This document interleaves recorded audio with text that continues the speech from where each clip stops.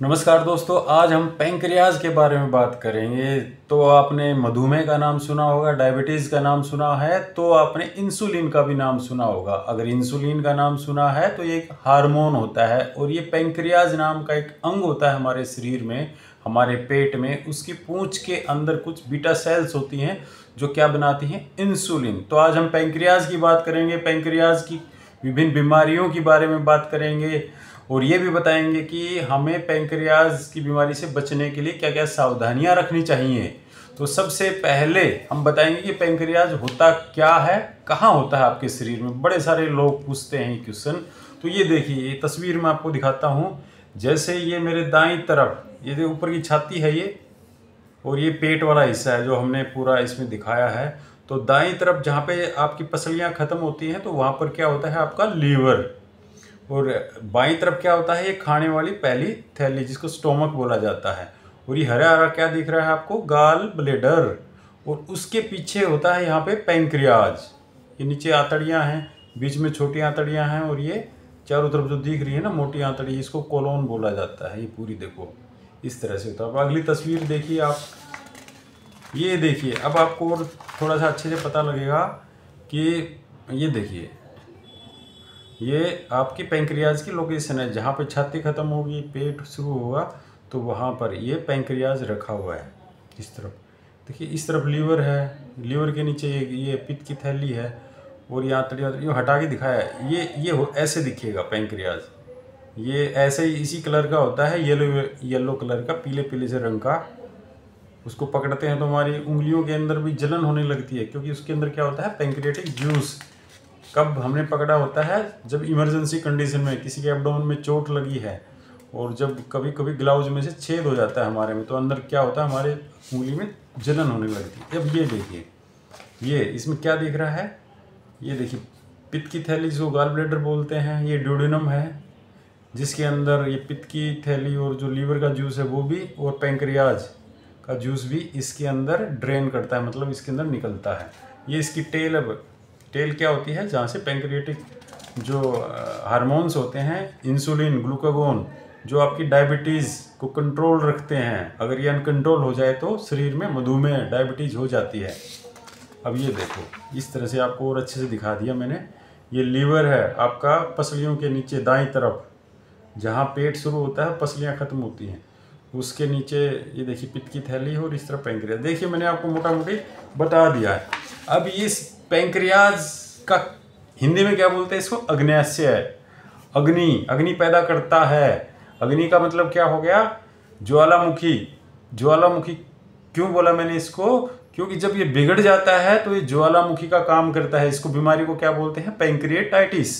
अब पैंक्रिएटाइटिस का मतलब क्या हो गया जी, पैंक्रियाज की गंभीर समस्या होगी, एकदम से होगी, एक्यूट पैंक्रिएटाइटिस। तो उसके कारण क्या होते हैं, लक्षण क्या होते हैं, और उसकी हमें कैसे जांच करनी चाहिए, और उसका क्या ट्रीटमेंट होना चाहिए। क्योंकि ज्ञान होगा तभी तो आप उसका ट्रीटमेंट शुरू करेंगे। अगर आपकी पित्त की थैली में पथरियां रहती हैं तब भी पैंक्रिएटाइटिस एक कॉमन बीमारी है।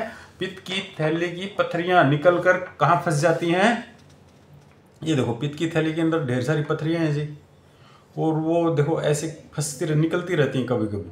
और ये निकलती है तो क्या करते हैं, जहाँ ये ड्यूडेनम में ये देखिए ये नस आई हुई थी, और दूसरी तरफ से पैंक्रियाज वाली नस आई हुई है।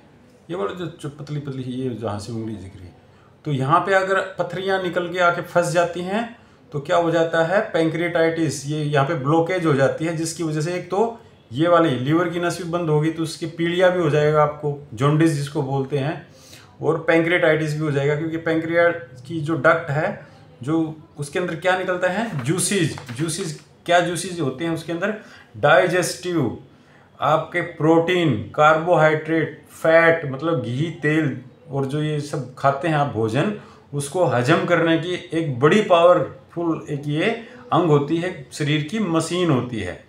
तो इसमें अगर कोई दिक्कत हो जाती है, तो दिक्कत कब कब होती है पैंक्रियाज की, जिसको मैं पैंक्रिएटाइटिस बोल रहा हूँ, वो कब होती है। सबसे पहले तो बताया मैंने आपको कि पित्त की थैली में अगर पथरियां हैं, या उसमें स्लज है, दलदली सी, अगर ये जो आपका बाइल है, पित्त है, वो गाढ़ा गाढ़ा हो गया, तब भी आपको पैंक्रिएटाइटिस हो सकता है।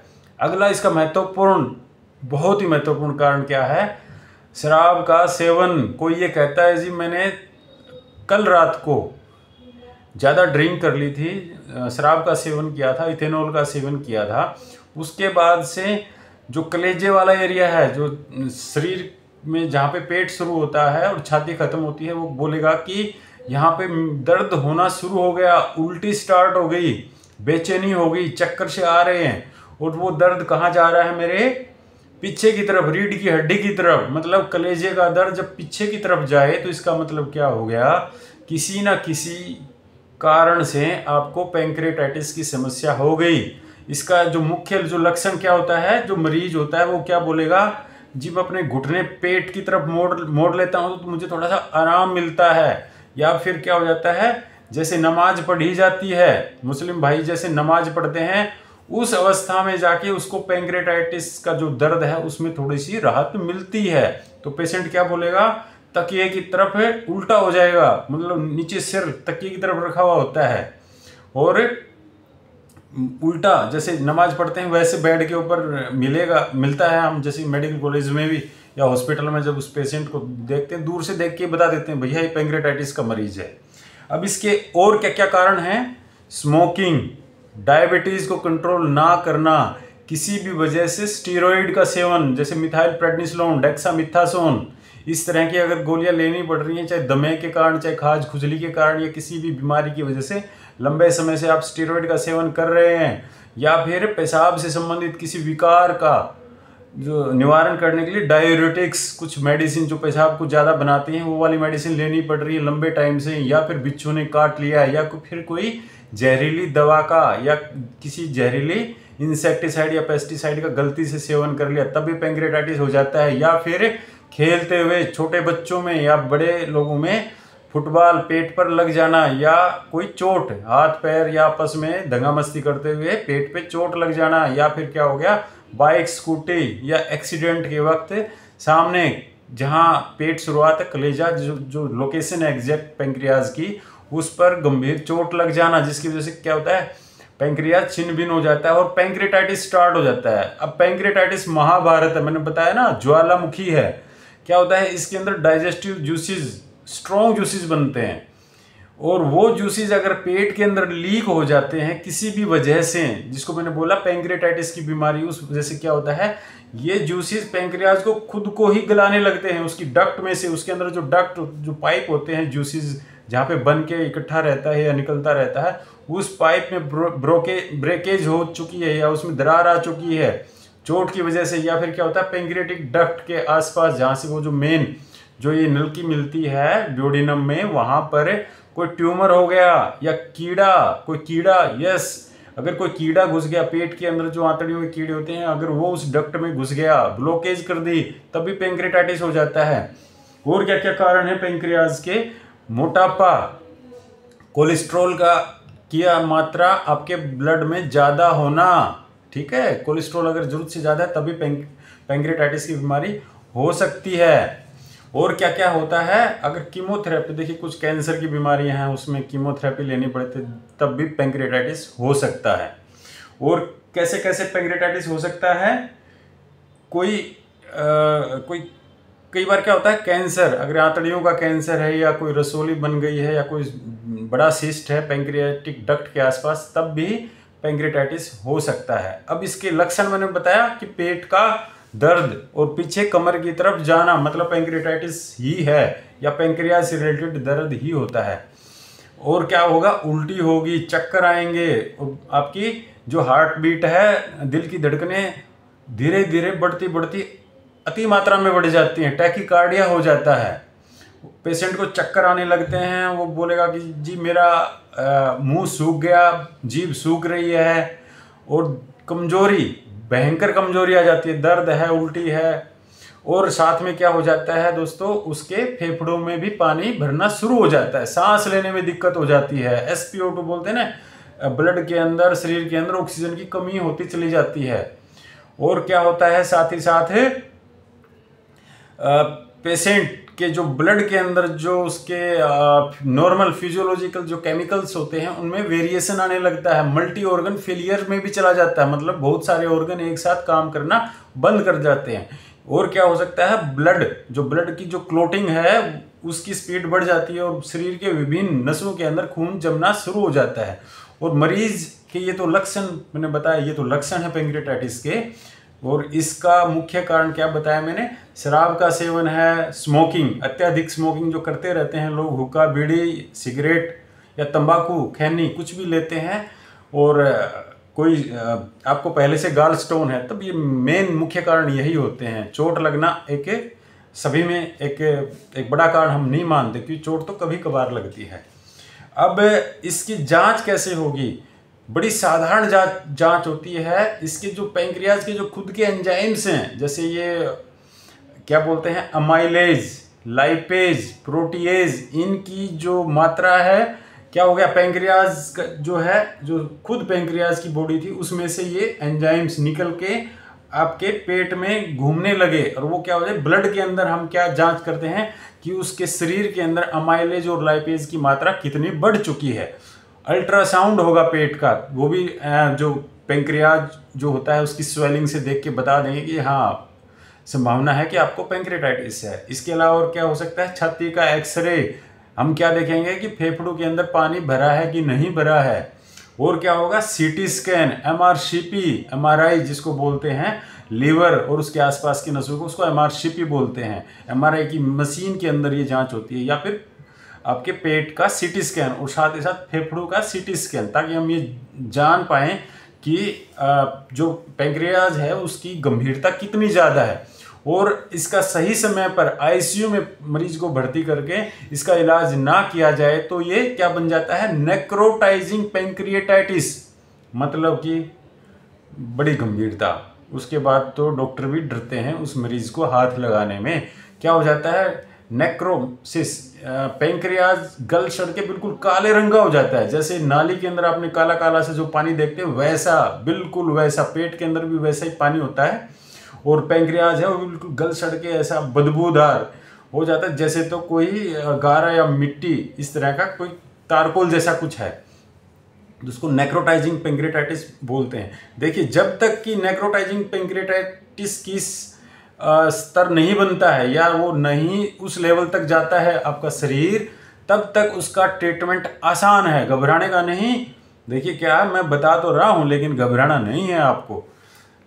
आपका सिर्फ आईसीयू केयर के अंदर आपके सारे शरीर को मॉनिटर किया जाएगा। आपके शरीर में ऑक्सीजन कितनी है, आप सांस कितनी स्पीड से ले रहे हैं, आपकी दिल की धड़कनें कितनी हैं, आपकी किडनी कितना काम कर रही हैं, क्या उचित मात्रा में पेशाब बना रही हैं कि नहीं बना रही हैं, और साथ ही साथ क्या रखा जाता है आईसीयू में, आपको आईवी फ्लूइड्स दिए जाते हैं, जिसको ग्लूकोज की बोतलें आप सिंपल भाषा में, साधारण भाषा में बोलते हैं। तो ढेर सारा आईवी फ्लूइड दिया जाएगा, साथ में कुछ एंटासिड, एनाल्जेसिक्स और एंटीबायोटिक्स का कवर आपको दिया जाएगा। आप बच जाएंगे अगर समय रहते आप डॉक्टर तक चले गए। इसका सही डॉक्टर कौन है, सर्जन और फिजिशियन। शुरुआत में तो फिजिशियन, मतलब जो जिनको एमडी डॉक्टर बोलते हो मेडिसिन के, वो भी इसका इलाज कुछ लेवल तक कर देते हैं, लेकिन जब इसमें उनके लेवल से जब बाहर चला जाता है तो वो कहाँ जाता है, सर्जन के पास केस। और हम क्या करते हैं, अगर नेक्रोटाइजिंग पैंक्रियाटाइटिस हो चुका है तो सिर्फ तभी, नहीं तो नहीं। पूरे पेट जैसे लेप्रोटोमी करते हैं और उसका जो ग्लास अड़ा जो पार्ट है पैंक्रियाज का वो निकाल देते हैं, और पेट के अंदर कई सारे पाइप लगा देते हैं, उसमें से ताज़ा पानी का मतलब क्या है, ग्लूकोज की जो बोतल वाला जो पानी होता है, डिस्टिल्ड वाटर, उससे लगातार उसके पेट में ऑपरेशन के बाद भी वो पानी जाता रहेगा। और दूसरी तरफ पेट में से 3-4 पाइप लगा देते हैं, और उनमें से वो जो गला सड़ा जो उसमें से पस है, मवाद है, या जो जहरीला पदार्थ जो निकल रहा है उसके पेट में से बाहर निकालते रहते हैं। और क्या ट्रीटमेंट है पैंक्रियाटाइटिस का, जिस कारण से पैंक्रियाटाइटिस, पैंक्रियाज की गंभीर बीमारी आपको हुई, उस कारण का निवारण, जैसे कोलेस्ट्रॉल की मात्रा अगर आपके शरीर में ज़्यादा है तो कोलेस्ट्रॉल को कम करके रखना है, बार बार जांच कराते रहिए साल 6 महीने में। दूसरा, अगर पित्त की थैली की पथरी या स्लज की वजह से पैंक्रियाटाइटिस हो रहा है तो पित्त की थैली 1.5-2 महीने बाद, अगर ये पैंक्रियाटाइटिस का जो एपिसोड हुआ है तो 1.5-2 महीने के बाद आप आराम से पित्त की थैली का ऑपरेशन करा सकते हैं। या फिर जो CVD है, जो मेन नस है, उसके अंदर भी पथरियां हैं तो उसका ERCP एक प्रोसीजर होता है, मुंह में से मशीन की जो एक स्कोप है वो डाला जाता है और जो पैंक्रियाटिक डक्ट या फिर जो CBD जो कॉमन बाइल डक्ट होती है उसमें से जो पथरियां होती हैं, जो फंसी हुई पथरियां, उनको निकाल दिया जाता है और उसकी एक स्टंट डाल दिया जाता है। स्टंट क्या होता है, एक पतली सी पाइप होती है प्लास्टिक की, वो उसमें फंसा दी जाती है ताकि लीवर का जूस, पैंक्रियाज का जूस आसानी से निकलता रहे। या फिर ERCP करके हम ये देखते हैं कि कहीं पैंक्रियाज के मुख के आसपास कोई ट्यूमर, कैंसर, रसोली या कोई कीड़ा तो नहीं फंसा हुआ। अगर वो ऐसा चीज़ है तो उसको हटा देते हैं। मतलब कारण का निवारण और उस पैंक्रियाटाइटिस की बीमारी से बचने का सही उपाय है कि आप उसके कारण का निवारण कर दो कि जिस कारण से पैंक्रियाटाइटिस हो रहा है। अगर शराब का सेवन करते हैं तो शराब बंद करनी ही होगी, स्मोकिंग, धूम्रपान करते हैं तो बंद करनी ही होगी। तो सबसे जो अच्छा रामबाण है, 100 दवाइयों की एक दवाई क्या है? समय पर खाना, गैर वक्त नहीं खाना, प्रत्येक दिन 5 से 7 किलोमीटर की सैर करना ही करना। इसके 100 फायदे होने वाले हैं आपको। और क्या है, इससे देखिए कोलेस्ट्रॉल कम होगा, डायबिटीज़ कम होगी, आपकी आंतड़ियों में ब्लड का सर्कुलेशन अच्छा होगा, आपकी हार्ट की गति ठीक रहेगी, उसकी हेल्थ अच्छी रहेगी। तो 5 से 7 किलोमीटर की वॉक जिसमें आपको पसीने आ जाए वो कीजिए। पैंक्रियाटाइटिस की समस्या से दूर रहेंगे, कोसों दूर रहेंगे। और क्या करना है, प्रत्येक दिन जो सबसे सस्ती सब्जी है, जो सबसे सस्ता फल है, उसी सीजन का वही लीजिए, क्योंकि जो सबसे महंगा फल होता है उसमें उतनी ही ज़्यादा दवाइयाँ डाली हुई होती हैं। जो महंगा फल होगा वो उस सीजन का नहीं होगा। अगर उसी सीजन का सीजनल फ्रूट्स एंड वेजिटेबल्स का भरपूर मात्रा में उपयोग करना है, आपको भी खाना है, अपने बच्चों को भी, माता पिता सबको बोलना है कि भरपूर मात्रा में फल व सब्जियों का प्रयोग करना है। शराब से, स्मोकिंग से दूर रहना है, एक्सरसाइज डेली करनी है, उचित मात्रा में फ्लूइड्स जैसे कि लस्सी है, दही है, इनका भरपूर मात्रा में प्रयोग करना है। लगभग 2.5 लीटर फ्लूइड्स, तरल 2.5 लीटर शरीर को देना ही देना है। और क्या करेंगे, खुश रहेंगे। और पैंक्रियाटाइटिस से रिलेटेड अगर आपको कोई भी क्वेरी है, क्वेश्चन है, तो आप मेरे से ज़रूर पूछिएगा।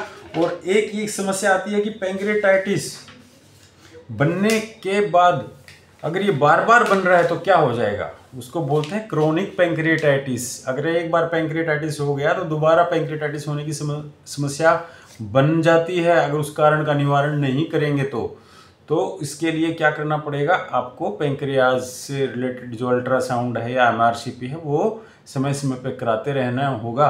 और क्रोनिक पैंक्रियाटाइटिस अगर हो भी जाए तो भी नहीं डरना है, उसका ऑपरेशन से उसका इलाज है या स्टंट डाला जा सकता है पैंक्रियाज की डक्ट के अंदर, ताकि पैंक्रियाज का जूस आसानी से बाहर निकल पाए। देखिए पैंक्रियाज क्या है, उसके पास जूसेस हैं। जूसेस क्या है, डाइजेस्ट करने वाले। कहने का मतलब ये आसानी से अगर पैंक्रियाज से बाहर निकलते रहेंगे तो ये खाने का पाचन कराएंगे। और वो अगर वहीं पे अटक जाएंगे, वहीं पे ब्लॉकेज हो जाती है तो उसको फाड़ के उसको ग्लास हटा देते हैं। और पैंक्रियाटाइटिस के बाद डायबिटीज़ एक कॉमन समस्या है। क्रोनिक पैंक्रियाटाइटिस या एक्यूट पैंक्रियाटाइटिस के बाद डायबिटीज़ की समस्या हो सकती है। तो दोस्तों ये वीडियो आपको कैसी लगी, ये जानकारी अगर आपको अच्छी लगी है तो इस चैनल को सब्सक्राइब कीजिए। कोई क्वेश्चन है तो कमेंट बॉक्स में ज़रूर पूछिए, ठीक है। और पैंक्रियाज से रिलेटेड कोई भी बात है तो आप बिल्कुल दिल खोल के पूछ सकते हैं। Thank you.